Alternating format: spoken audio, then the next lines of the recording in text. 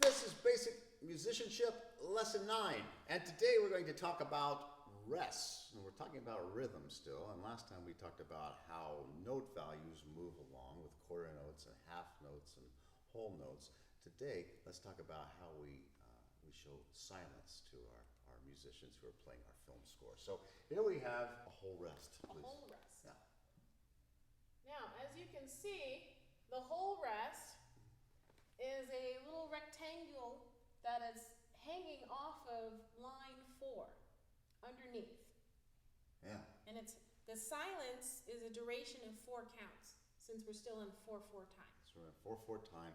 It's 4 counts. It means there's a whole measure of rest. But what if we only wanted to show maybe 2 beats of rest? 2 beats of rest. All right. So let's say the first half of this measure, we have a half note, and then the second half of the measure, the other 2 beats will be a rest. What we'll put in here is a half rest, which is also a rectangle, but this time it sits on top of line 3. Yeah, notice that it's on line 3 instead of line 4. Yeah, and then sometimes it gets confusing telling the difference between a whole rest and a half rest. I like to think of it as a whole bowl, right?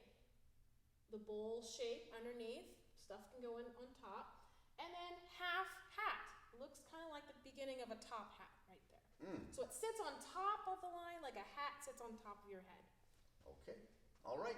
And then how about something that is the same as a quarter note in silence? Oh, okay. That would be a quarter rest. So if we have a quarter beat, then we're going to have this quarter rest. To me, sometimes it looks like a little Harry Potter squiggle. Here's another quarter note, and then a quarter rest.